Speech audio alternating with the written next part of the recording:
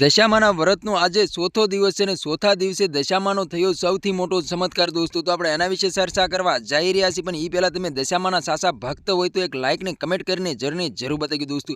તો દોસ્તો તમને ખબર હતી કે અત્યારે દશામાના વ્રત ચાલી રહ્યા છે, તેવામાં જ તે મીનાવાળા લાખો ભાવિક ભક્તો દર્શન કરવા માટે ઉમટી પડ્યા છે દોસ્તો। ઘણા બધા એમ કહેવાય છે કે પગપાળા ચાલીને જઈ રહ્યા છે, તો ઘણા બધા લોકો વાહન લઈને પણ જઈ રહ્યા છે પોતાની માનતા કરવા દોસ્તો। દશામાના હાલ અત્યારે ઘણા બધા ચમત્કારો પણ જોવા મળી રહ્યા છે દોસ્તો। તો તમને ખબર હતી કે ઘણી બધી મહિલાઓ દિવાસાના દિવસે દશામાની સ્થાપના કરીને દશામાની સાંઠળી લાવીને પૂજાપાઠ કરતી હોય છે, અને ઘણી બધી મહિલાઓને દશામાનો પવન આવતો હોય તેવામાં જ તે ઘણા બધા ચમત્કારો પણ જોવા મળી રહ્યા છે। દશામાના પવન આવતો હોય છે અને હાથમાંથી કંકુ પણ વરસતા હોય છે, એવી પણ ક્લિપો અને વિડીયો સામે મળી રહ્યા છે। તો ઘણી બધી ક્લિપો એવી પણ વાયરલ થઈ રહી છે કે દશામાનો પવન આવતો હોય છે અને મહિલાના હાથમાંથી પૈસાનો પણ વરસાદ વરસતો હોય છે, એવી પણ ક્લિપો સોશિયલ મીડિયા પર ખૂબ જ વાયરલ થઈ રહી છે દોસ્તો। તો આને જ કહેવાય ચમત્કાર દોસ્તો। તો શું તમારા ઘરે કોઈ પણ દશામાના વ્રત રહે છે કે નથી રહેતા દોસ્તો? કમેન્ટ કરીને જરૂર બતાવી દોસ્તો, અને કમેન્ટની અંદર જય દશામાં જરૂર લખી નાખી દોસ્તો। તો તમને ખબર હતી કે ઘણી બધી મહિલાઓ દશામાની સાંઠળી લાવીને સ્થાપના કરતી હોય છે અને પૂજા પાઠ કરતી હોય છે અને 10 દિવસ ઉપવાસ પણ રાખતી હોય છે દોસ્તો।